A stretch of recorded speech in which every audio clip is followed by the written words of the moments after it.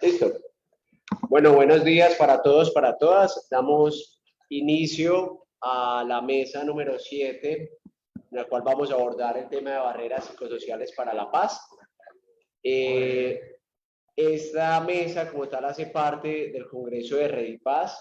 Vamos a estar participando Juan David Villa, que es docente de la Universidad Pontificia Bolivariana, y Juan José Hilar, estudiante de la Universidad Pontificia Bolivariana. Daniela Barrera se excusó por un inconveniente en una situación familiar. Y mi persona, Juan Fernando Oliveros Osa, quien soy docente e investigador de la Facultad de Derecho y Ciencias Políticas de la Universidad de San Buenaventura. La idea es poder conversar y poder tener, digamos, como este espacio como tal de debate. Agradecer de antemano a las personas que están conectadas de manera virtual. Y bueno, pues vamos a empezar entonces en este momento.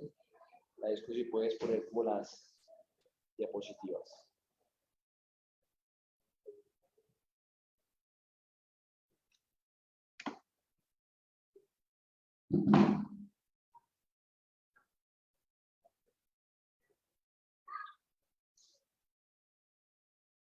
¿La sabía bien?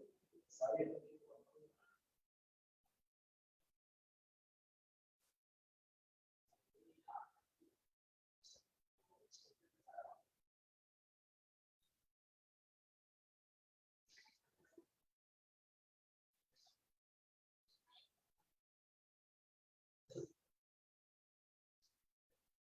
Bien. Entonces, esta ponencia se titula Paz no va a haber. Metas en la cabeza, paz no va a haber. Creencias psicosociales sobre la paz en Colombia. Esta presentación hace parte de una investigación que llevamos trabajando ya desde hace varios años, en la cual, a partir, digamos, como de toda la estructura que propone un autor, que es Daniel Bartal, él propone la categoría de barreras psicosociales para la paz, en la cual a través de, digamos, diferentes dispositivos, las creencias sociales, las narrativas de memoria y las emociones, como lo que él llama como tal, las orientaciones emocionales colectivas, va a dar cuenta de lo que son las barreras psicosociales para la paz. En esta presentación nos vamos a centrar en lo que son algunas creencias sociales que encontramos a nivel nacional y que coinciden en las diferentes ciudades en las cuales se realizó la investigación. La investigación terminamos teniendo muestras en Medellín, en Quito, en Cali, en Armenia, en Neiva, en Bucaramanga, y digamos que uno de los asuntos que terminó sorprendiéndonos más es que hay coincidencia entre las categorías inductivas que terminamos como tal presentando. Eso es en parte lo que vamos a hacer acá. Solamente corresponde un fragmento de los resultados generales de la investigación por una cuestión básica de tiempo. Es importante tener presente que es una investigación cualitativa, centrada principalmente en las narrativas, y entonces frente a eso lo que vamos a presentar es una interpretación intertextual de lo que encontramos en entrevistas realizadas a ciudadanos y ciudadanas de a pie, es decir, personas del común. Esa era, digamos, como una de las características fundamentales dentro de la muestra que tomamos. Se hacían entrevistas a profundidad a personas que no tuvieran una afiliación política o que como tal no tuviesen un conocimiento académico o investigativo frente al proceso de paz, es decir, vuelvo y digo, las personas del común. ¿Qué encontramos? Pues en primer lugar, yo creo que es importante remitirnos, y muy de la mano de la presentación anterior, a esta frase del padre Francisco de Rubin en la presentación del informe de la Comisión de la Verdad. ¿Cómo nos atrevimos a dejar que pasara y cómo nos podemos atrever a permitir que continúe pasando? Y esto tiene que ver porque en parte comprender lo que nos ha pasado como país alrededor del conflicto armado y de las violencias también tiene que ver con que no tenemos una noción lo suficientemente clara sobre cómo hacer la paz. ¿Y a qué se refiere hacer la paz? Esa dificultad y el hecho de que las violencias y el conflicto armado han sido una realidad constante para algunos autores desde el mismo momento de la independencia, para otros desde las mismas épocas de la violencia, traducen una dificultad mucho más grande que no es tan sencilla como decir que la paz es un asunto meramente de voluntad política, por ejemplo. Frente a esto, hay unos resultados que terminan siendo dicotómicos frente a la paz. Y esto va a traducir un elemento que es bien importante, porque por un lado se desea la paz, se considera que es necesaria, digamos, como la posibilidad de una salida negociada, pero al mismo tiempo se desea una paz que no es posible llevar a cabo. Y la paz que se posibilita o que se piensa de manera material, que puede llevarse a cabo, que por ejemplo puede ser la paz que propuso Uribe, esa riesgos a nivel institucional, a nivel de derechos humanos, a nivel... Y eso plantea escenarios dicotómicos entre qué paz es posible. Pero en nuestros imaginarios, y a eso lo mencionó a nivel de la sociedad, esa dicotomía como tal. Eso es en parte lo que voy a sostener a lo largo de esta presentación. Entonces, por una parte hay un discurso social que también se traduce en escenarios políticos y académicos que dan cuenta de la superación del conflicto armado a través de una vía de negociación. Entonces ahí, por ejemplo, retomar a Fisas, a Galtung. En Colombia hay autores como autoras, por ejemplo, como Esperanza Hernández, ¿sí? Y frente a eso, digamos que hay un movimiento social por la paz que termina aglutinando esas ideas frente a la paz. Pero al mismo tiempo,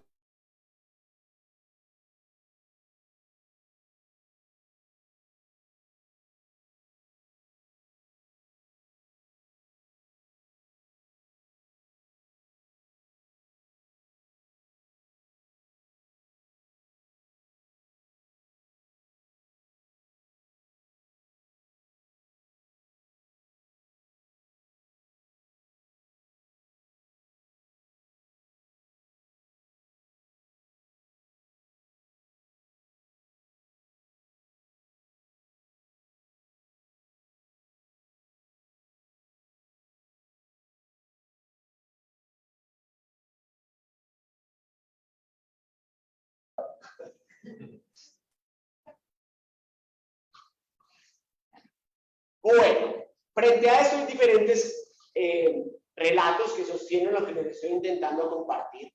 Creo que la paz es algo que se lleva interiormente, bueno, que la paz se genera en el interior, se lleva adentro. Digamos pues que es buscar la tranquilidad de no tener preocupaciones, que de igual manera reducir eso y estar más tranquilo, sin preocupaciones. Pues creo que digamos como tal la paz no existe, sino que digamos es como buscar un poco más de tranquilidad. La paz es una palabra tan bonita, es tranquilidad, es armonía, es felicidad.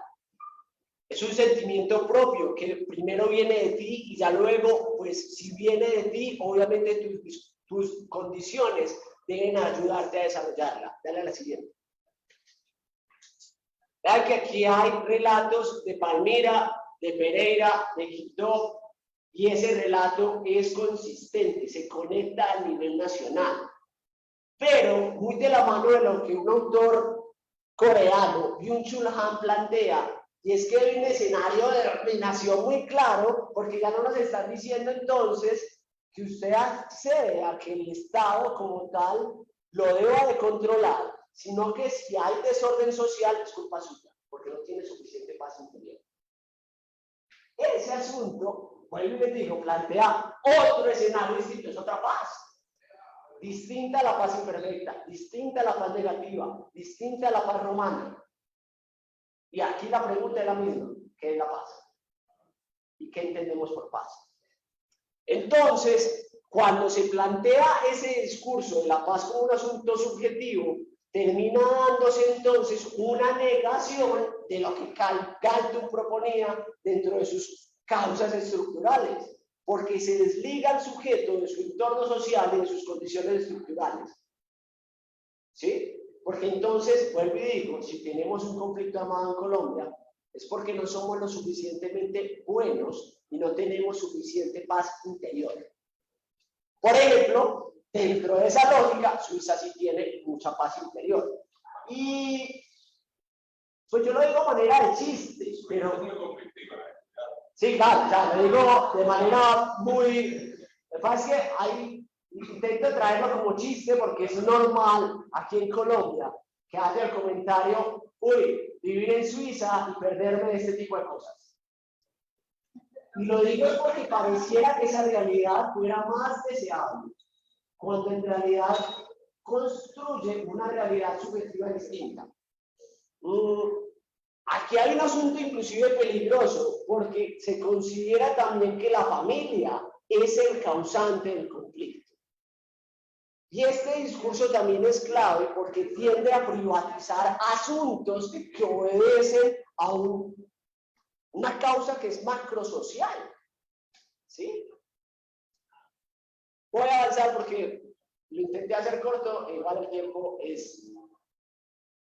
El deseo de una paz perfecta, que está vinculado al imperativo moral kantiano, que está vinculado a una paz liberal, tiende, por una parte, a homogenizar, pero por otra parte, sustenta una imposibilidad práctica que contribuye, como no se va a lograr esa paz, a que haya un mayor pesimismo antropológico, en considerar que entonces la violencia es la única realidad posible que tenemos.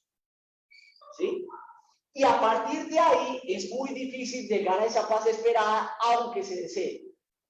Entonces yo desearía vivir en Marte, pero ¿qué condiciones materiales tengo hoy para vivir en Marte? Y de aquí en adelante sigo viviendo frustrado porque no puedo vivir en Marte y tengo que vivir resignado con vivir en la Tierra. Más o menos es el ejemplo que podríamos poner frente a la idea que me espera de la paz. No siendo entonces que la paz sea imposible de manera categórica, pero la paz liberal sí es imposible. Y eso no lo estoy diciendo yo, de ahí vienen los estudios críticos a la paz. Dale la siguiente, por favor. Porque esa idea de esa paz liberal es una paz que es una paz perfecta. Entonces aquí viene ese pesimismo antropológico que les estaba diciendo ahorita. ¿Cuál acuerdo de paz? ¿Hay un acuerdo de paz? No hay ningún acuerdo de paz. Cuando se hicieron la entrega de armas, no hubo entrega de armas. Cuando lo de Caquetá, que le dieron ese poco de tierras a los guerrilleros, tampoco hubo nada. No hubo acuerdo de paz. Siguieron disfrutando de la plata de los colombianos hasta que se cansaron y volvieron a retomar. Pero que yo sepa, acuerdo de paz no ha existido nunca jamás. No se ha visto ese gesto de paz. Nos mintieron en ese proceso de paz que se hizo mal hechos. Y las cosas mal hechas van a terminar mal. Entonces, desde un principio, mi postura, créame, que ha sido totalmente de rechazo. Claro, o sea, un día yo llegué, me acosté, firmaron un acuerdo de paz, me desperté, ¿cómo así? No cambió nada, sigue habiendo guerra. ¿Cómo así? Petro asumió el poder, siguen habiendo masacres. Porque la idea es creer que los cambios estructurales se den de una manera inmediata, y los cambios culturales, y eso no va a ser posible. Dale creo que ya la última. Conclusiones. La paz como armonía y como asunto individual se compagina, va ligada a un concepto de paz liberal y neoliberal. ¿Eso qué quiere decir? Que también apostarle a esa paz es apostarle a un modelo económico que es capitalista, que sostiene también la idea de cómo está organizado geopolíticamente el mundo. Dos, se construye una visión de nosotros, que somos como sociedad, inclusive no solamente colombiana, latinoamericana, de carácter casi identitario, que pueden cubrir bajo ese fundamento de la armonía nuestras profundas diferencias y desigualdades. ¿Esto qué quiere decir? Pues bajo la idea de que la paz es de todos, pues desconocemos la estructura desigual en la cual estamos, porque todos tenemos derecho a la paz, pero no nos preguntamos a cuál paz y si todos tenemos las posibilidades reales de llegar a esa paz. Una paz que termina entonces siendo deshistorizada, sin contexto y casi que sin género. Al negarse esa dimensión de lo conflictivo, de lo heterogéneo, del disenso, lo político y lo histórico, termine idealizando la paz como algo que no es posible materializarlo. Y aquí digamos que esto va mucho más ligado a entender las bandas criminales, va mucho más ligado a la opción del narcotráfico, etcétera, porque es un asunto que va ligado directamente a las causas estructurales.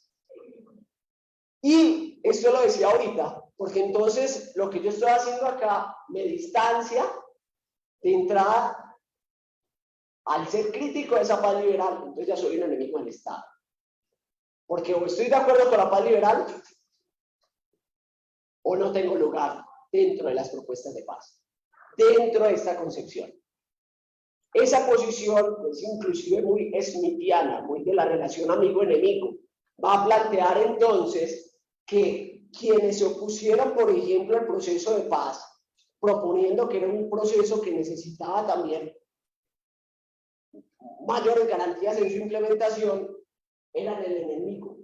O quienes cuestionaban que la paz no debiera de ser un asunto de armonía y de tranquilidad, terminaban dando cuenta de un pacto de negativo. Y eso da cuenta entonces, por ejemplo, de la polarización que tenemos actualmente. Porque entonces Santos propuso su proceso de paz y automáticamente pasó a ser guerrillero por apostarle a la paz, a una idea de paz distinta a la de él. ¿Sí? Petro propone una idea de paz total y vuelven y lo ligan directamente a la M19. Por eso les digo que esta es una idea que termina siendo muy dicotómica, muy de relación amigo-enemigo.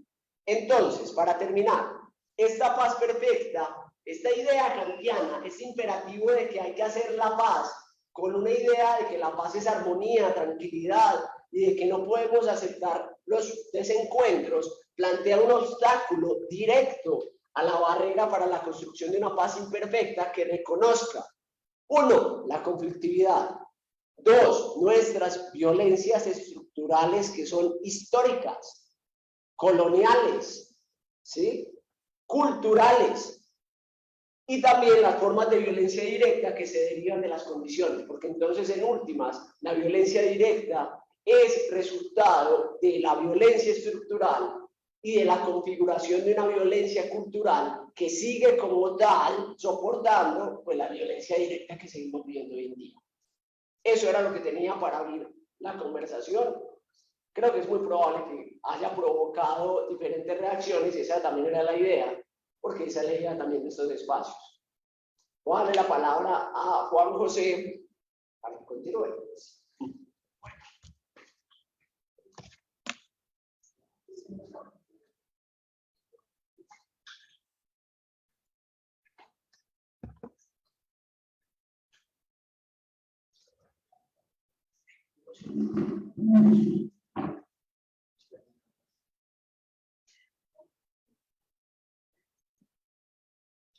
Bueno, buenas tardes.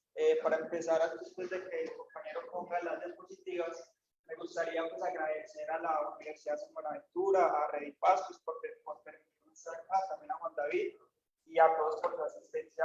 Yo soy Juan José Iral, soy estudiante de psicología de 10º semestre, soy practicante en la práctica de psicología social. Llevo pues como 1 año y medio y lo que les voy a presentar hoy es producto pues de este año, pues el curso en el que hemos hecho pues un artículo de investigación. Puedes pasarla por favor.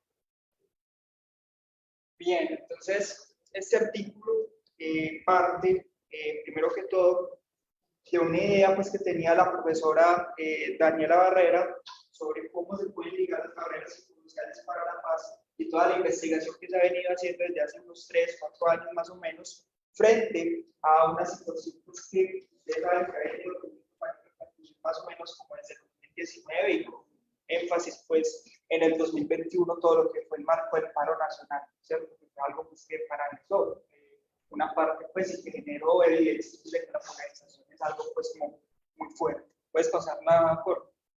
Hay un contexto en este ciclo de protestas que obviamente pues también va a tener influencia con la pandemia actual del COVID-19, es que acá en Colombia y en parte de Latinoamérica que también se ha replicado y como en otras partes del mundo, hay unas condiciones pues, de desigualdad y unas complejidades pues, muy fuertes que obviamente van a impactar sobre todas las capas sociales.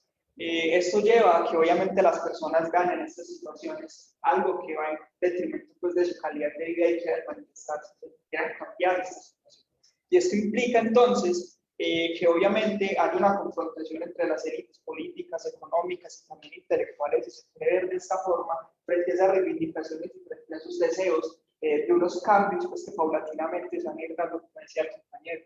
En este sentido, entonces, surge la idea de comprender cómo esas barreras psicosociales para la paz pueden verse cristalizadas dentro de las personas del conflicto, muy bien lo decía Juan Fernando, que no tienen una historia de militancia política muy clara, pero obviamente tienen partido dentro de esta lógica, que no están en esos espacios académicos, etcétera, pero obviamente tienen una postura, ¿cierto? Es decir, que no son un sujeto pasivo y que nos van a comunicar en últimas una información sobre eso. Entonces, el proceso obviamente que partió en mi práctica, primero que todo, obviamente es buscar la literatura al respecto, o, lo que sea, o más o menos qué se ha dicho frente a esto.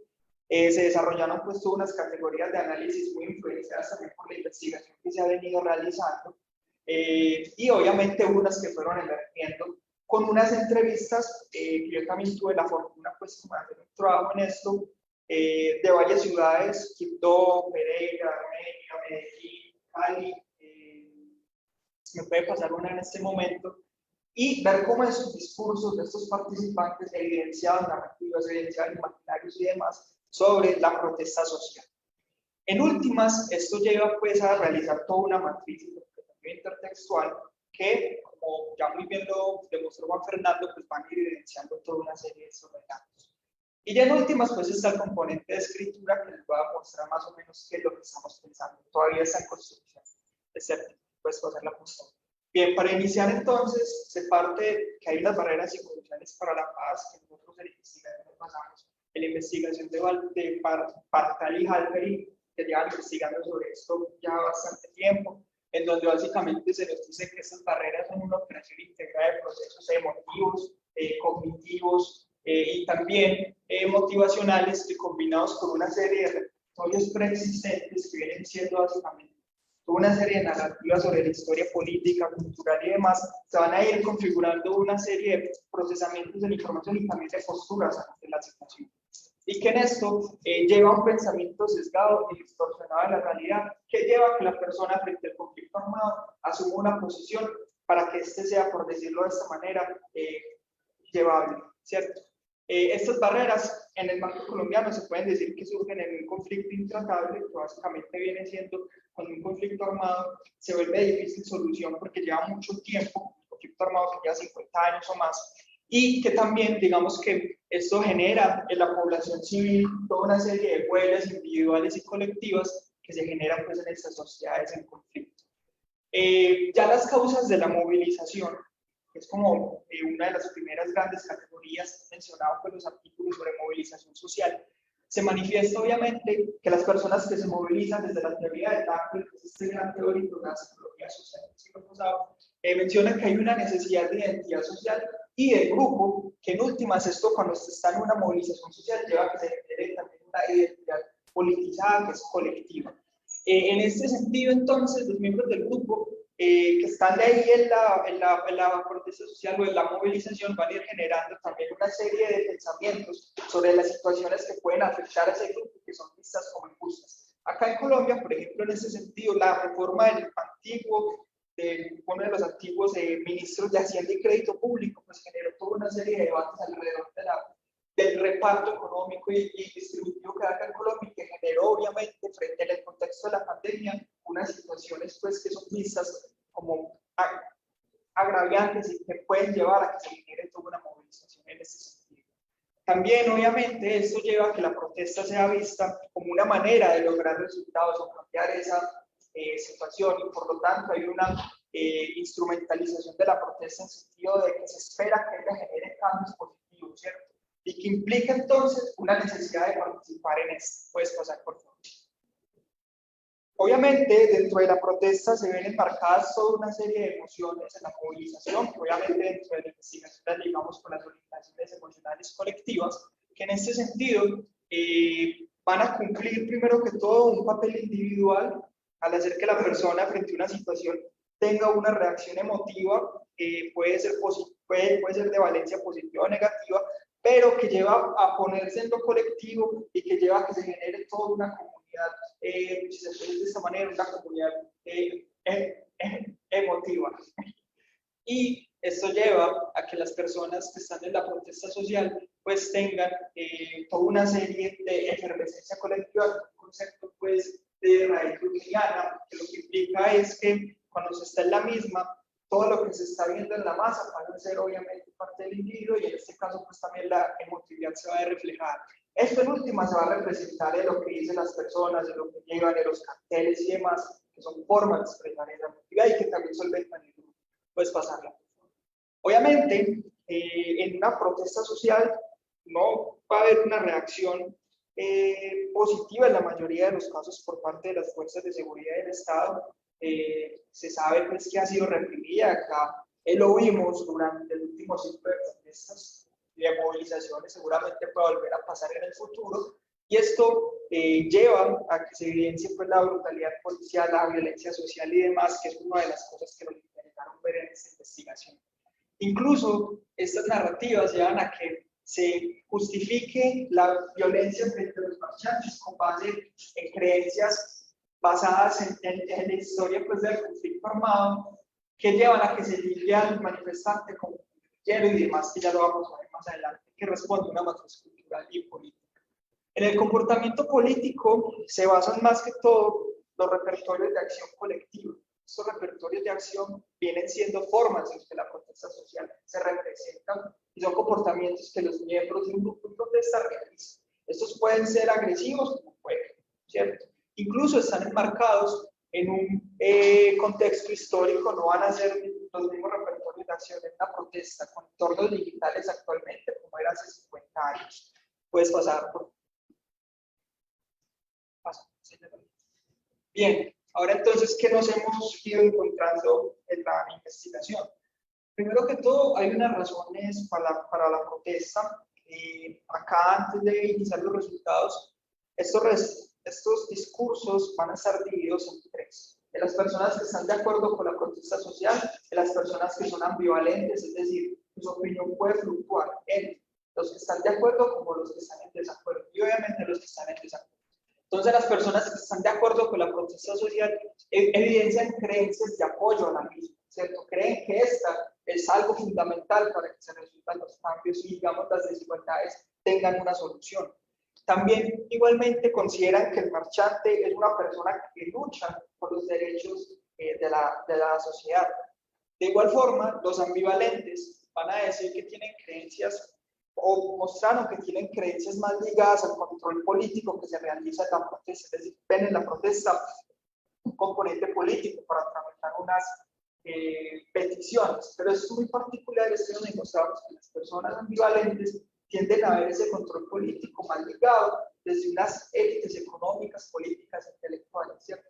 Y estas últimas lleva a que se vea en la acción de los participantes de acuerdo como una desvalorización a lo que están haciendo, ¿cierto? Como que es únicamente posible tramitar estos cambios democráticos para traer unas élites. Las personas en desacuerdo evidencian, obviamente, unas creencias muy ligadas al statu quo, van a ir progresivamente viendo la protesta social algo que va a ir a aceptar un orden establecido y que por lo tanto es mejor que no suceda.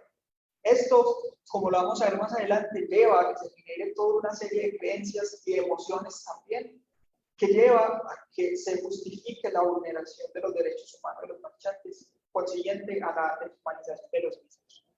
Acá están los relatos. Este desacuerdo, por ejemplo, dice: Colombia es un país que va por buen camino, que no les debemos poner más patas a la rueda. Es a través del trabajo que se logra desarrollo. Como decía un amigo nuestro, trabajar, trabajar y trabajar, ¿cierto? Ustedes saben quién es. El trabajo lleva al desarrollo, dignifica. Todo lo otro parece que es holgazanería, muchas veces pereza, y aprovecharse de gente incauta para crear caos. Acá las personas de acuerdo, o al menos este resultado, van a mostrar un panorama totalmente distinto como les mostraba. Uno empieza a ver que la gente ya no está esperando un líder que te diga algo, sino que empieza a movilizarse y a generar cambios en su entorno. Eso es lo que a mí me da esperanza de cambio. que va a ser una emoción fundamental para esta. De que sí es posible un mundo diferente, pero ya no con una institucionalidad como la que estamos acostumbrados a vivir. Puedes pasar, por favor. Frente a la violencia, que se genera obviamente y existe violencia, como todos pudimos verlo, las personas en desacuerdo evidencian una creencia que ubica directamente al marchante como algo violento, como un vándalo. Es algo que estuvo siempre en el discurso de estas personas. Y que no solamente lo ubican como un vándalo, sino que también lo van a ver como un guerrillero, ¿cierto? Porque hay toda una matriz construida históricamente en Colombia que ve a las personas que marchan o que quieren un cambio social y que por lo tanto esa búsqueda de cambio social activa una especie como el pensamiento que dice esto va en contra de lo que nos hemos conformado como nosotros mismos y por lo tanto quienes han buscado estos son los guerrilleros también se va a replicar en esta lógica. Las personas ambivalentes evidencian creencias similares en este sentido, pero mencionan en este caso que las marchas están infiltradas por miembros de la fuerza pública, que es algo que pasa, pero también no quitan pues, el punto de vista de que pueden ser también infiltradas por grupos rebeldes. En cambio, las personas de acuerdo van a decir que las protestas son infiltradas o que cuando una protesta se sale pues del lugar va a estar influenciada porque primero la fuerza pública es la que lo ocasiona y que también son los grupos radicales que hay dentro de la protesta, pero que son muy pequeños y que no corresponden pues, a la totalidad de las personas que están allí. Estos relatos, pues van a evidenciar esto, ¿cierto? Acá la persona ambivalente dice, no tiene sentido. ¿Quiénes son los que van a verse más damnificados por el vandalismo? Yo les diría que a esas personas, ¿ustedes creen que lo que hacen en serio va a impactar a los grandes multimillonarios y va a hacer que ellos reaccionen y repartan la riqueza diferente? No, el tipo va a seguir moviéndose en sus caravanas de carros y camionetas, en sus aviones privados, y el que tiene que salir todos los días a montar metro, a coger bus, es el que va a verse damnificado porque quemaron los buses, dañaron las estaciones del metro, o sea, no tiene sentido. En cambio, la persona en desacuerdo menciona, justifican a los vándalos en las revueltas, dicen que las manifestaciones pueden ser pacíficas, pero volver una nada a Bogotá para ellos es legítimo, porque cuando se es mamerto, cuando se es de izquierda, se dice que todos los medios de lucha son aceptables. Eso lo dicen. Si usted mata por la revolución, eso es aceptable. En cambio, la persona de acuerdo da un panorama un poco diferente.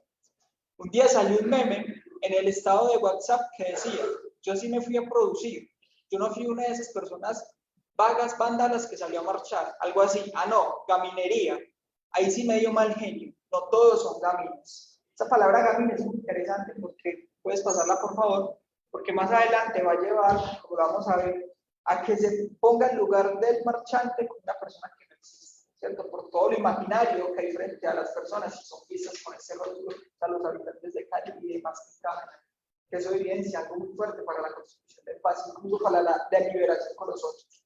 Frente a las fuerzas de seguridad, los participantes de acuerdo consideran, como les venía diciendo, que la violencia surge cuando de estos hay una provocación pues, de la fuerza pública, ¿cierto? Incluso hay una creencia sobre las fuerzas públicas que está más ligada a que estas no van a generar seguridad frente a los mismos y por lo tanto genera que ellos construyan sus propios mecanismos, sus propias lógicas de defensa. Las personas en desacuerdo justifican la violencia policial para mantenerse en el orden social, como hemos venido diciendo. Puedes pasarla por favor, porque cree que lo que está en contra del orden social va a generar todo un cambio. Entonces acá, por ejemplo, el desacuerdo, hay un relato muy interesante que ese capitán del SMAT mata a un estudiante. No fue así, el SMAT mató a un banda. Entonces le empiezan a mirar los antecedentes de ese chivito y no era una pena en dulce.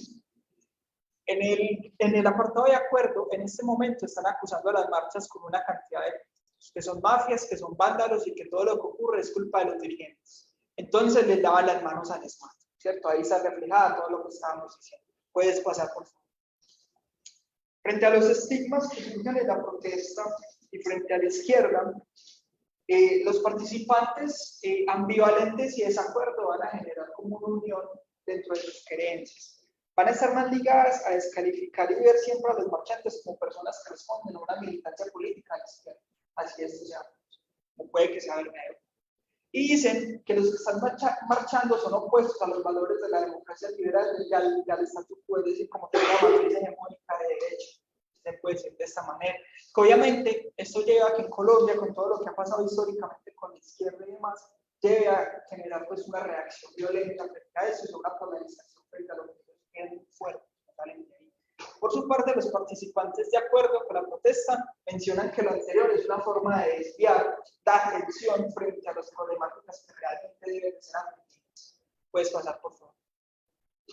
Acá en estos relatos sobre la categoría anterior, podemos ver acá en la persona ambivalente, eso se ve en las noticias, lo ve uno por ahí en los paros guerrilleros, lo ve uno en los paros de las universidades, que son gente de izquierda, siempre llevando consignas de ellos. En cambio, la persona de acuerdo va a decir, cuando hay las manifestaciones estudiantiles de las universidades, salen los muchachos a hacer sus marchas y usted mira a los infiltrados, los que salen con las capuchas y tirando papas bomba. La mayoría son soldados o policías. Puedes pasar, por favor.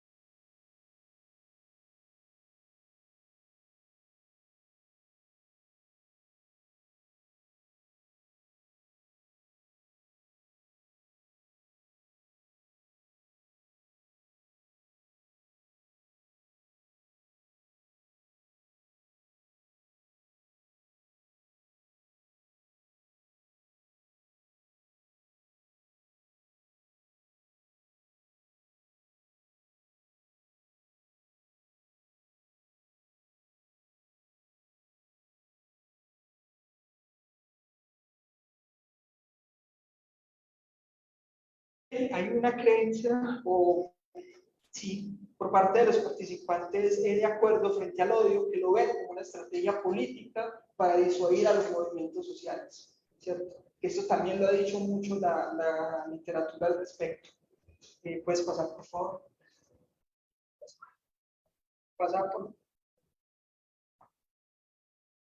Bueno, ya para ir acabando, entonces, hemos visto en la discusión, y ya pues como en unas conclusiones preliminares, hemos visto entonces que el proceso vive alrededor de la protesta social y los que vendrán seguramente evidencia un campo discursivo en disputa. Eso es algo que será bien interesante con este nuevo gobierno y frente a las movilizaciones que se vienen. También, cómo los grupos en el poder van a desplegar toda una serie de dispositivos y de mecanismos, entre ellos las barreras psicosociales, para disuadir a estos cambios populares y demás, que van a confrontarles a ellos el poder, ¿cierto? Como lo hemos visto en otras exposiciones en este congreso. En últimas, esto lleva a que se desacrediten las movilizaciones y las protestas sociales. Muchísimas gracias. Muchas gracias.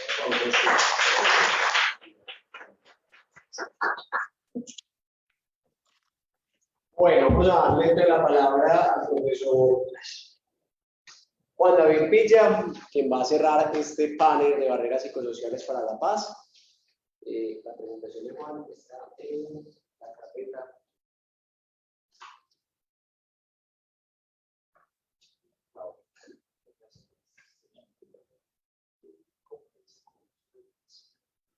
Juan, bienvenido. Muchas gracias. Bueno, aquí lo que queremos mirar es cómo se construye desde la memoria esa matriz que hemos ido nombrando acá, que se convierte en barrera para la paz, y en este caso queremos hablar de la cómo se producen esas representaciones sociales de la historia, que pasan también por los silencios en torno a la historia, los olvidos, ¿sí? Y los invisibles que hacen que lo que puede ser visto y lo que no es visto en torno al conflicto. Dale la siguiente, por favor. Este es un concepto tomado de varios autores, de representaciones sociales de hechos históricos, y es para mirar de qué manera ciertos conceptos, ciertos hechos quedan en la memoria o qué hechos quedan en el olvido. No voy a detenerme en lo teórico porque me interesa más que podamos ver cómo eso sucede en el contexto colombiano, ¿cierto? Hicimos una investigación aquí que tuvo dos partes, una cualitativa con 54 personas mayores de 18 años, lo mismo ciudadanos del común y todo esto, y otra cuantitativa, 457 personas participaron en ese proceso, preguntándoles por unos hechos en específico. Primero le preguntábamos si conoce hechos del conflicto, que dijera cuáles, y segundo por unos hechos en específico, y les preguntábamos por las circunstancias, por los responsables, por los involucrados, por lo que pensaba de ese grupo y los sentimientos y además de dónde adquirió esa información. Dale. Hay una pregunta clave. Como la mayoría de las veces la gente no sabe cuáles son esos hechos, ni quiénes fueron sus autores, había una pregunta clave y es, ¿y usted quién cree que cometió esa masacre, esa toma, Y esa es la clave de interpretación que vamos a tener. En medio de todo esto, ese va a ser el punto nodal del asunto. Esos son los hechos que nosotros incluimos en la investigación. Incluimos dos hechos prehistóricos, por llamarlo así, la masacre de las bananeras y el Bogotazo. Cuando digo prehistóricos es antes de lo que llamamos el conflicto armado actual. Pero tenemos hechos como la Chinita, el Salado, Machuca, toma embajada dominicana, masacre de Aro y la Granja, Bojayá, masacre del Alto Mira en Tumaco, masacre de la Galleta de Montebello, Antioquia, Mapiripán, atentado al Club del Nogal, y secuestro a Iglesia de la María. También pusimos el secuestro de los diputados de la Asamblea del Valle, masacre de Jamundí, toma del Palacio de Justicia y el asesinato de los hijos de las madres de Soacha. Dale. Estos 8 hechos son los que la gente más recuerda espontáneamente. 7 creemos que por la forma como se han difundido y uno porque es más reciente, que es el atentado de Carrobomba con Carrobomba a la Escuela Policía General Santander. Tenemos la Operación Orión, que nos salió con mucha fuerza, pero obviamente esta parte no la hicimos en todo el país, sino en Medellín solamente. Al ser en Medellín, obviamente tiene un impacto muy fuerte. Y luego viene la retoma del Palacio de Justicia, masacre de Bojayá, atentado al Club del Nogal, secuestro a diputados de la Asamblea del Valle del Cauca. Nos aparece más o menos el Bogotazo y la masacre de las bananeras más o menos al mismo tiempo y el asesinato de los hijos de las madres de Soacha. Ahora, si ustedes ven de esos hechos recordados, ¿sí? Por lo menos 5 son que se le atribuye la responsabilidad a las guerrillas. Uno de ellos, digamos que intervienen todos los actores, aunque una responsabilidad mayor del Estado, pero están todos los actores, ¿cierto? Estos 2 hechos son hechos prehistóricos que la gente los reporta más porque algo vio en el colegio sobre todo, y solo un hecho que tiene que ver con la fuerza pública, que es y que tiene que ver más con las noticias de los falsos positivos. Pero se van a dar cuenta el nivel de recordación, porque aunque los ponemos ahí, el nivel de recordación es muy bajo. Miremos la matriz. Ustedes ven de 457 personas en la cuantitativa, ¿cuánta gente recuerda cada una? Como vieron, la más recordada es Operación Orión, ¿sí? Pero eso significa que es solamente el 57.5% de la muestra. Y la toma del Palacio de Justicia, el 52.7%. A partir de ahí están por menos del 30%. Y pusimos estos 3 porque son atribuidos a la guerrilla de las FARC, 26.3, 25.8, 25.8, el Bogotazo y la masacre de las bananeras un poquito por encima del 20%, y está el asesinato de los hijos de las madres de Soacha, que tampoco es que tenga mucha recordación, y el atentado a la Escuela General Santander. Pasemos a la siguiente. En la cualitativa, nosotros, y sobre eso hay un artículo que va a salir en Ratio Juris, que es, encontramos un leitmotiv discursivo. ¿Sí? El leitmotiv discursivo es que está en eso, cómo esta matriz ha construido una imagen de enemigo interno, como enemigo absoluto. No como adversario, sino como enemigo absoluto, siguiendo la categoría de famosa de Kaspi. El enemigo absoluto es aquel que legítimamente yo elimino y no pasa nada, ¿cierto? En las guerrillas, y particularmente en las FARC, como único responsable de la violencia en Colombia. Además, es un enemigo que pareciera estar por encima de la temporalidad, porque cuando le preguntamos a la gente por la masacre de las bananeras o por el Bogotazo, casi el 50% de la gente nos dijo que era responsabilidad de las FARC o de las guerrillas. ¿Sí? Espérate un momento. ¿Sí? Ese leitmotiv vincula tres significantes: narcotráfico, terrorismo y guerrilla. Para el primer significante se asocian palabras como avaricia y ambición, de manera que se puede pensar, por ejemplo, que es más inhumano quien tiene una intención asociada a estas orientaciones emocionales que quien no la tiene. Sigamos. Para el segundo significante, que es terrorismo, están asociados los significados de crueldad, sangre fría, alevosía y barbarie, con lo cual se va ligando una representación de un personaje o un grupo de sujetos ávidos de riqueza, llenos de avaricia y ambición, que no tienen escrúpulos, que son crueles, capaces de ejecutar cualquier acto que implique dañar a otros, destruir, matar, producir sufrimiento y dolor a cualquier precio. Finalmente, el tercer significante, el de guerrilla, se vincula con la rebeldía, romper leyes y normas, y con comunismo, que se asocia a su vez el comunismo con desorden, caos y miseria, en una lógica en la que estos actores buscarían solamente el poder para enriquecerse, dominar a la población y dejar la miseria. No es si ven el hilo conductor de cómo se ha construido esta matriz, porque es una matriz de pensamiento muy fuerte que esposa mucha gente, por lo menos en esta ciudad, pero que también, como vieron en la investigación de barreras a nivel nacional, es muy fuerte también. Dale la siguiente. Nosotros decimos que eso se convierte en una narrativa maestra, siguiendo a otros autores como Bartal, James Welch o Cathy Nicholson, para decir que se endilga toda la posibilidad del mal y la destrucción en un grupo, en ese enemigo absoluto, en este caso, las guerrillas. Y se le quita la luz y la reflexión sobre el papel histórico, por ejemplo, que lo hemos visto toda esta mañana, a las élites en el poder, tanto en la violencia estructural, la corrupción, como en el mismo conflicto armado, al hacer uso tanto de las Fuerzas Armadas, de la fuerza legal, como del proyecto paramilitar, que, como lo vamos a ver en cifras y hechos, eso no lo vamos a ver ahora, pero que está puesto por casi todas las investigaciones del país, son actores, ¿sí?, que son, en el caso de la investigación, visibilizados y minimizados, pero que son actores que tienen unas cifras mucho más altas en términos, sobre todo el paramilitarismo, en términos de violaciones a los derechos humanos y al derecho internacional humanitario. Dale la siguiente, por favor. Mire, por ejemplo, en la cualitativa, eran 54 participantes y eran 21 hechos, daba 757 atribuciones de responsabilidad posible. Si ustedes se dan cuenta de esas atribuciones sobre todos los hechos, 477 se atribuyen a las guerrillas, mientras que a las Fuerzas Armadas solo 13, y a los paramilitares 141 de 757. Vamos a ver eso en una gráfica.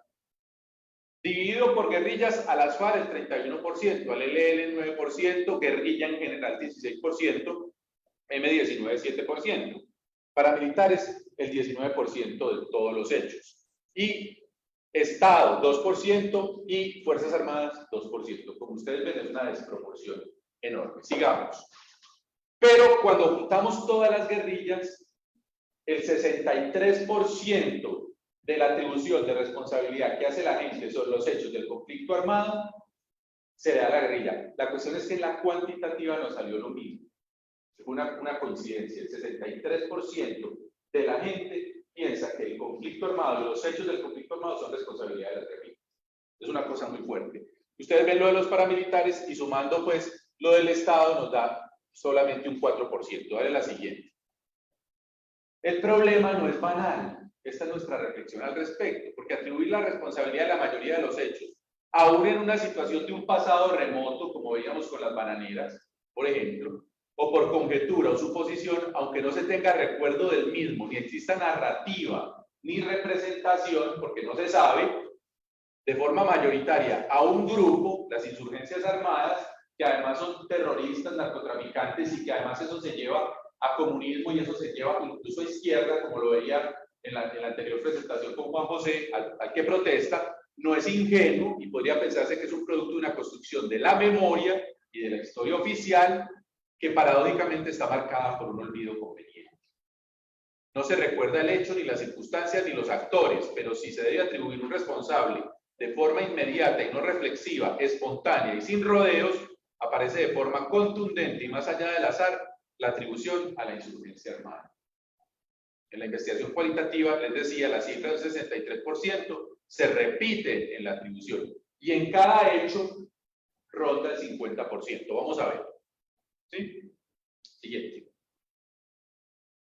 En torno a los hechos cometidos por los paramilitares, en la cualitativa, ¿sí?, nos da que de los hechos cometidos por los paramilitares, aquí me falta al final la otra, se la comió la presentación, el de abajo, 90 hechos, eran 3 masacres, por 54 son 162.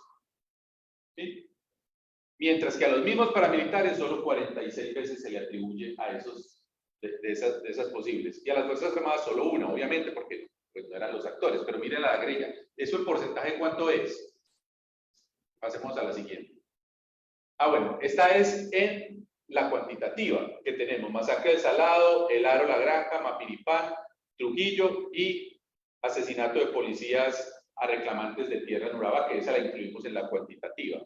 Y si ustedes ven, la atribución, aquí es quiénes lo conocen y quiénes lo conocen. Ustedes ven el nivel de conocimiento o el nivel de decir quién puede ser es muy bajo, apenas rondando el 20%. Dale a la siguiente. Pero a la hora de atribuir la responsabilidad, ¿sí?, ustedes ven 45% de la masacre del Salado se le atribuye, y es de los paramilitares, a la guerrilla. En El Aro y La Granja, 48.5%. En Mapiripán, 55.6%. En la masacre de Trujillo, 51.6%. Y en los reclamantes de tierra en Urabá, 50.8%. Dale la siguiente. Y la fuerza pública, en la cualitativa, de los 4 hechos, ¿sí?, le dan 216 atribuciones, solo 9 se realizan a las Fuerzas Armadas. Es decir, el 3,4% y el 4% al Estado, es decir, y 4 al Estado, es decir, 1,8%.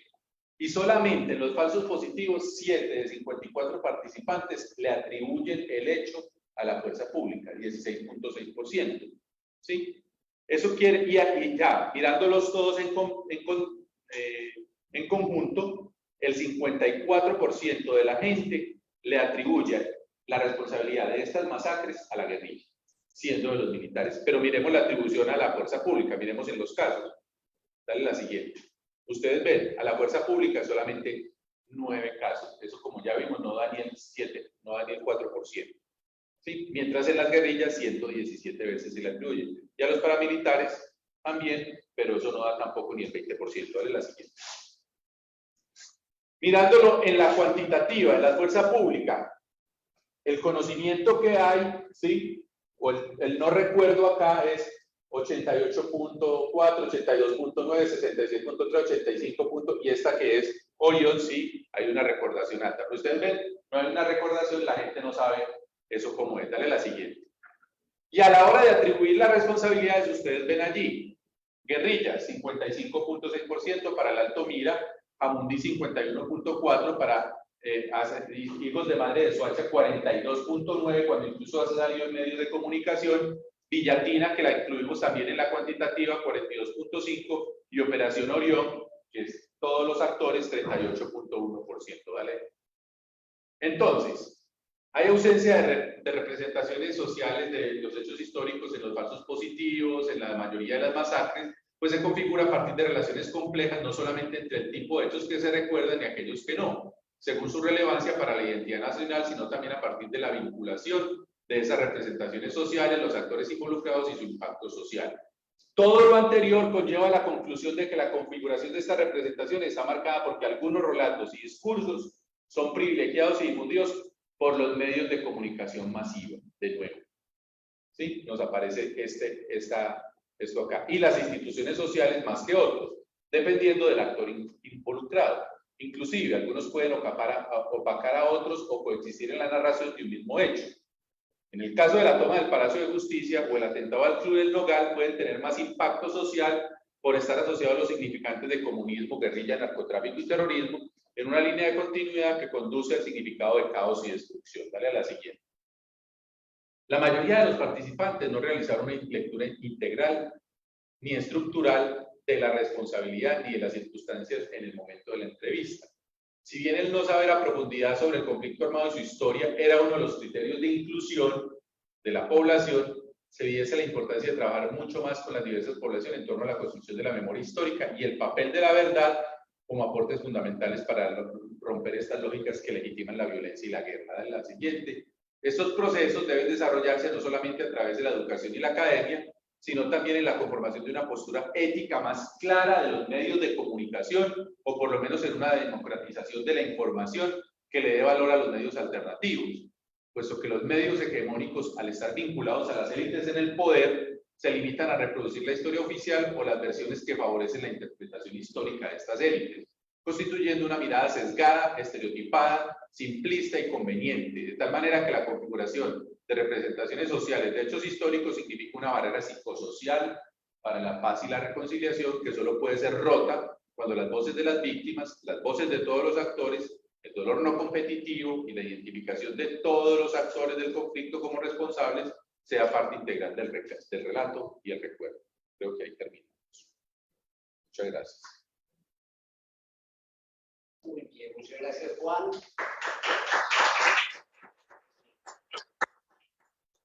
Bueno, hemos tenido como 3 presentaciones complementarias que abordan el tema de las barreras psicosociales desde lugares distintos.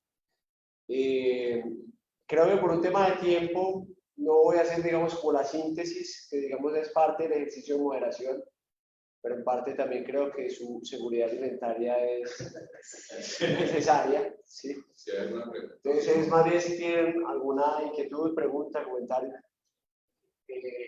Gracias a ustedes. Llegué a la mitad de su presentación. 2 comentarios como generales a las 2 presentaciones. En modo de pregunta, ¿por qué no se habla de derechos? Un poco la discusión que pone sobre la paz, yo la comparto.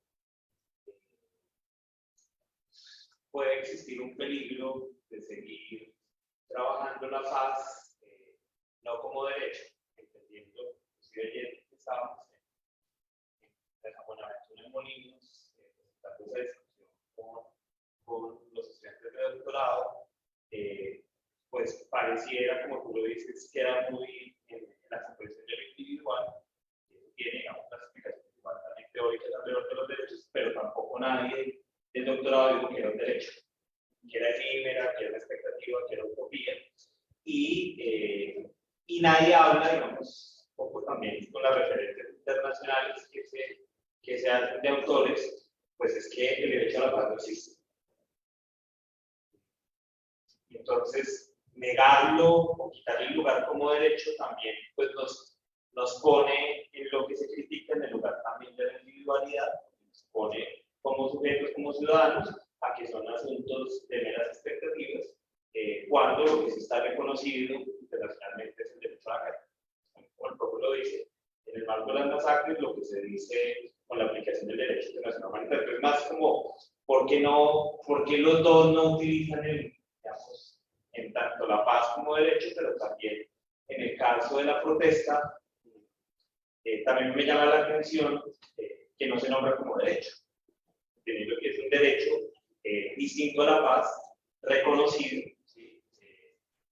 Establecido, no tienen que ser abogados, es un problema de abogados, sino es un tema de la perspectiva también de la resistencia, que los derechos han ganado a partir de los escenarios de lucha. Entonces, también sacarlos o no hablar del derecho a la protesta con su carácter disruptivo, pues también, digamos, puede tener distintas lecturas, y eso, digamos, también con lo que se nombra el derecho a la protesta, digamos, siento una ausencia, es el nivel. Yo creo que no es solo un problema de la subjetividad o las emociones, sino que hay un nivel de estigmatización. Es un poco lo que se refleja en la investigación del PRO. Es como comentario, como presentar y una pregunta para el profe es, a mí me queda, yo no sé si fue en un momento que me desconecté, pero no, a quienes se les preguntó los criterios, porque a mí digamos, me resulta digamos, muy interesante lo que se ha venido planteando, pero también, digamos, que eso habría, pues a mí me genera la duda, solo de la presentación, es, pues, a qué sectores se les preguntó, y también con una preocupación, un poco desde el desconocimiento, es, pues, de una vez entramos en conflicto, de una vez pusimos masacre, y la pregunta también era si la gente sabe, había un ejercicio previo de indicarle a la gente qué era el conflicto, porque me parece también que en eso de las discusiones de la paz, de los derechos humanos, también hay una instalación de la subjetividad de qué es lo que se siente, y que se muestra es que la guerrilla es todo lo malo, y que la promesa, inclusive asumir que la paz es la ausencia de conflicto, entonces se acababa con un acuerdo con la exigencia de la paz. Entonces me parece interesante, como entonces la pregunta es si había unas definiciones previas que la gente conocía, o simplemente se les preguntó ustedes qué asumen por masacre y por conflicto sobre las definiciones que ya habían planteado los profes y los criterios y a quienes se les preguntó como más para el interés de seguir pensando estas cosas. Gracias.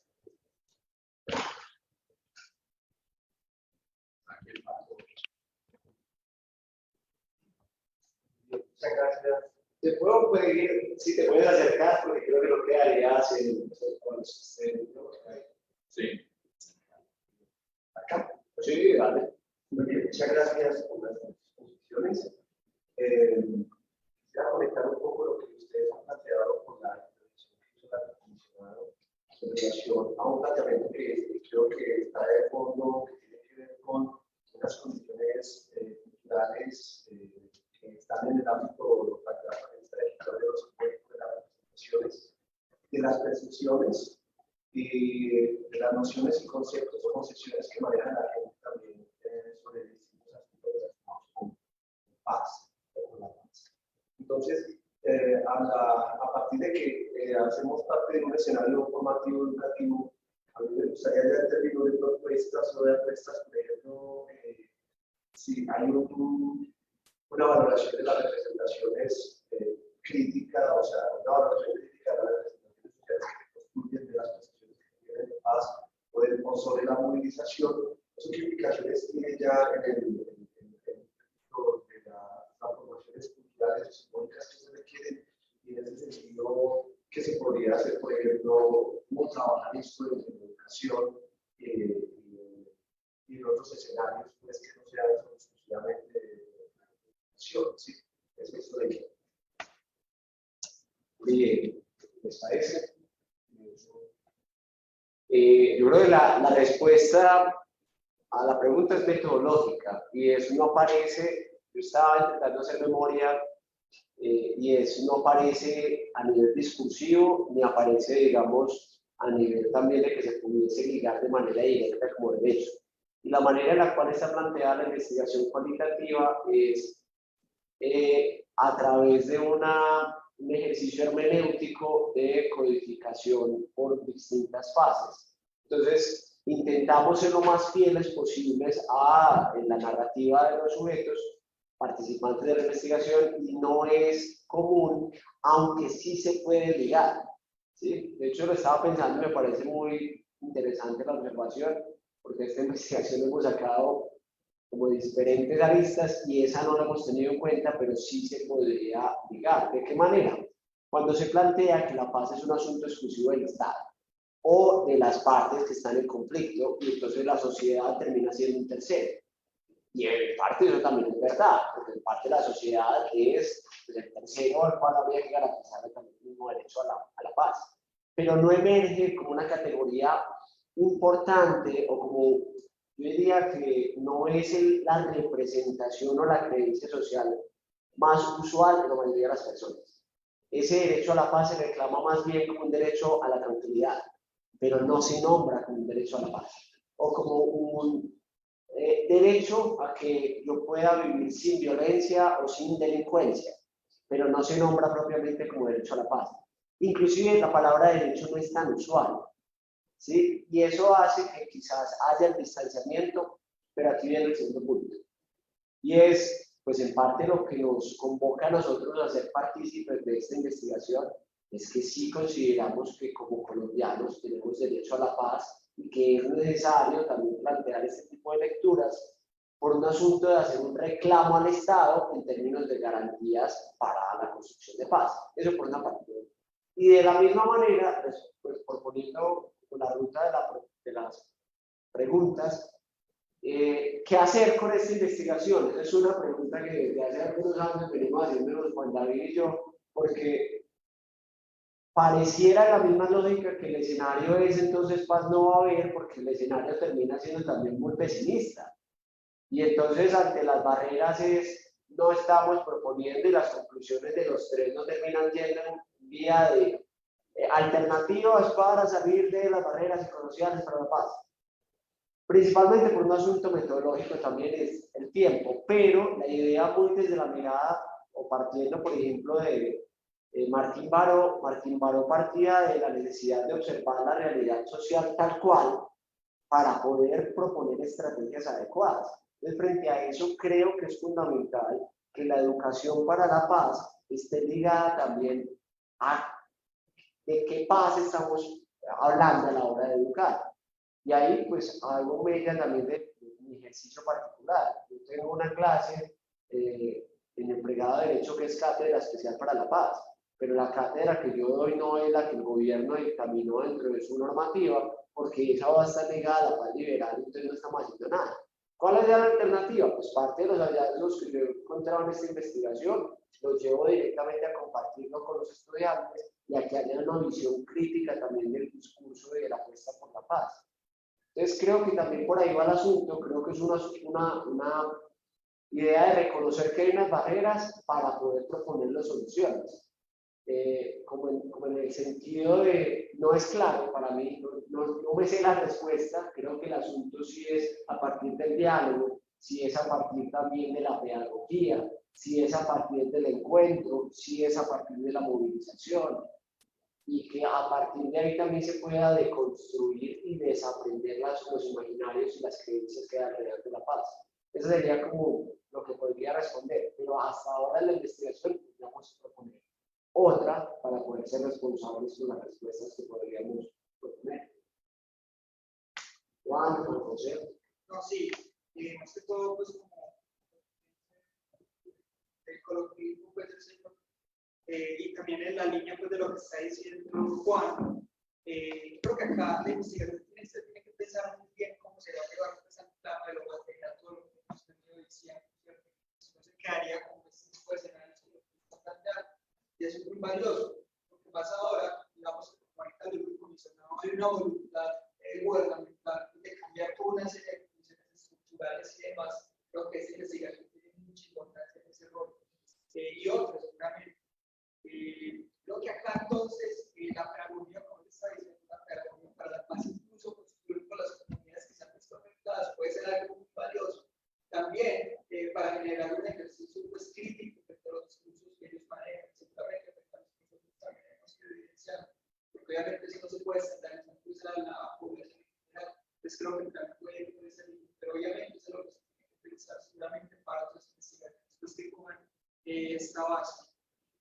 Bueno, bien, en el tema de lo metodológico, yo no lo expresé a quienes estábamos, si eran sujetos de la investigación, porque eso lo había expuesto al principio Juan Fernando y no quise redundar. Nosotros trabajamos con ciudadanos del común, lo llamamos así, que uno lo simplifica, el ama de casa, el taxista, sí.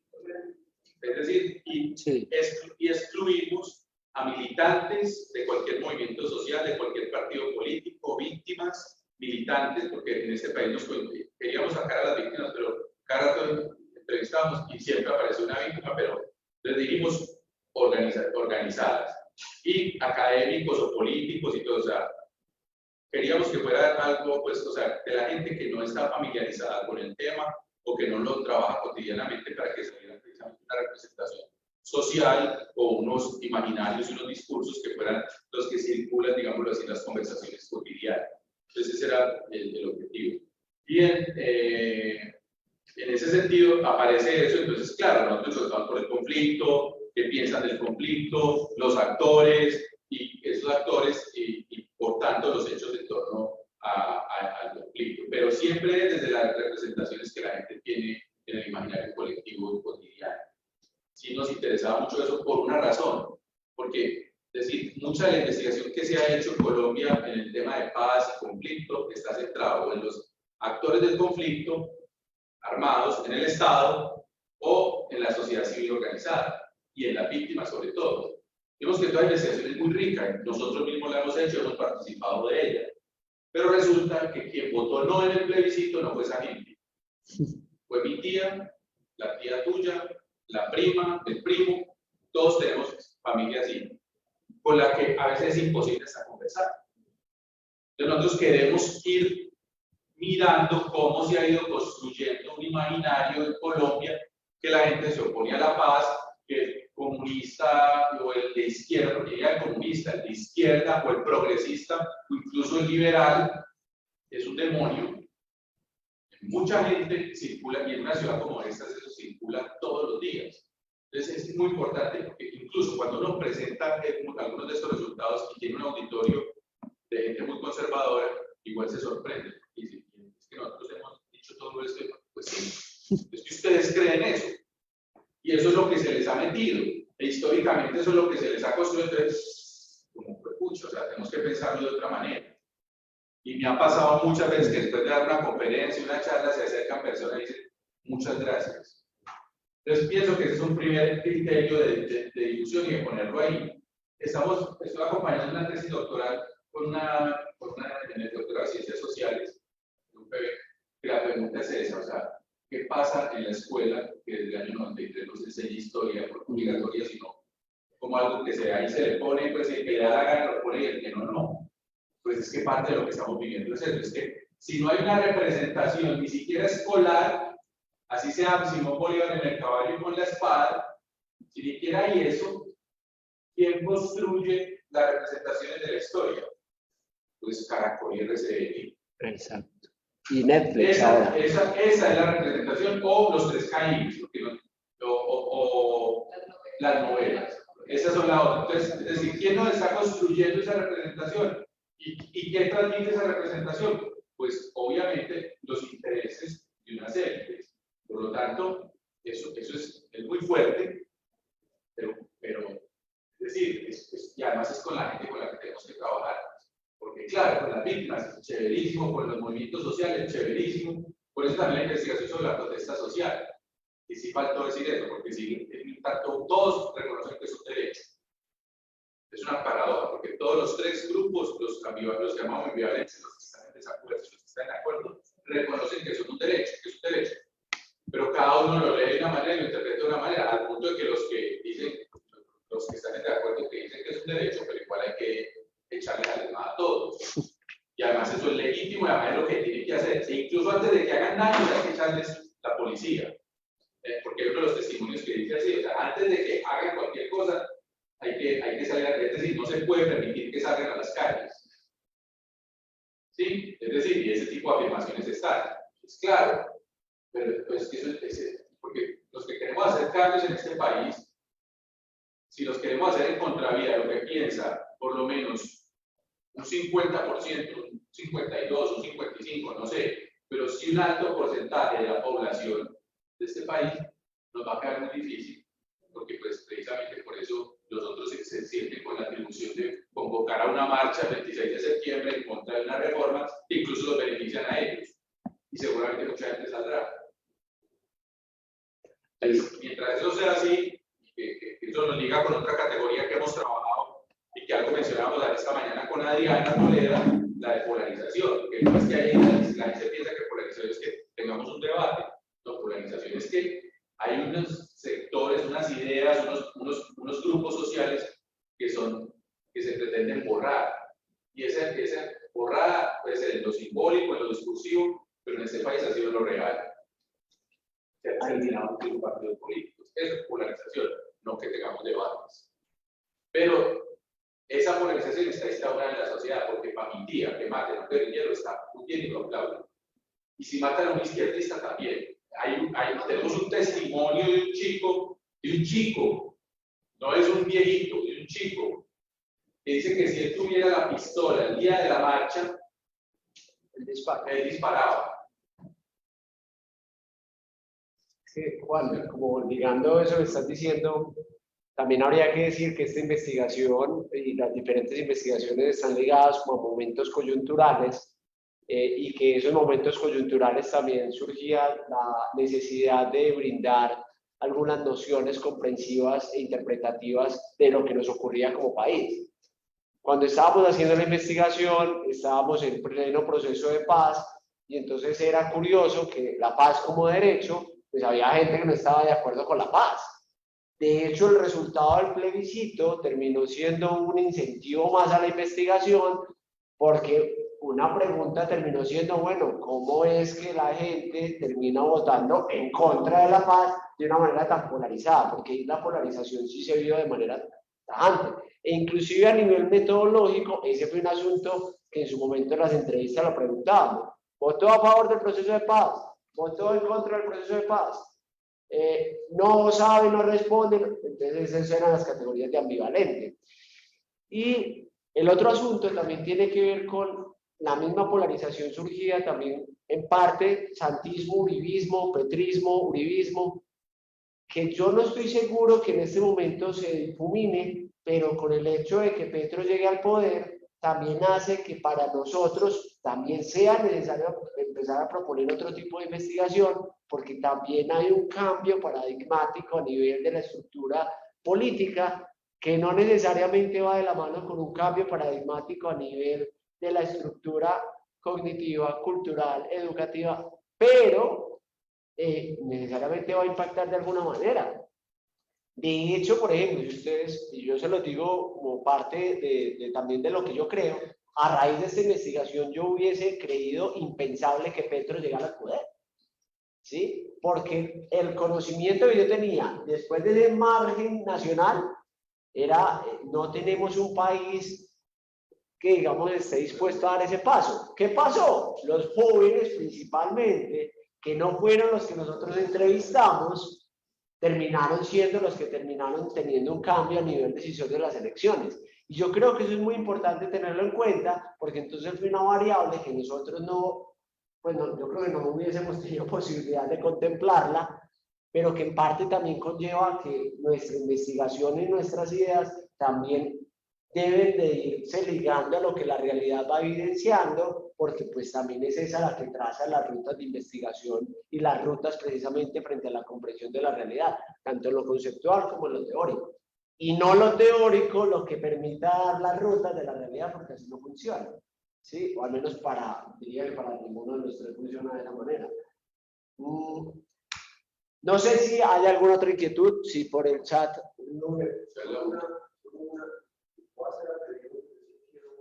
Para entender, usted hizo toda la intervención del tema de paz. Yo sé que un facultado no tiene nada que ver con su postura de pronto. Quisiera entender psicológicamente si fue provocador o era. No, no es eso. Uno, me alegra que surja, porque sabes que, si bien simbólicamente es un camuflado, pero son osos. Entonces, sí fue intencional, porque lo que vengo a hablar va vinculado con eso, pero de entrada hay un imaginario que está ligado directamente a un asunto militar. Y eso precisamente también es un asunto que termina siendo muy arraigado. Entonces, sí, obviamente, pues era más un asunto de captar como la atención, uy, este man viene a hablar de eso, viene militar. No, para nada, al contrario. Pero creo que dentro de esa representación estética también se dice mucho y se plantea mucho al respecto. ¿Sí? Me gustaría mucho con este mismo traje darle la misma conferencia a un grupo de militares y de policías y que me pregunten por qué tengo esta camisa y yo decirles, es que quién dice que esto es uso privativo de ustedes. Pero nuestro imaginario está pensado de esa forma. ¿Sí? Pero más o menos por ahí va. Creo que la conversa iría más larga, pero creo que podemos cerrar aquí. Les agradezco mucho su participación. Muchas gracias a quienes están en la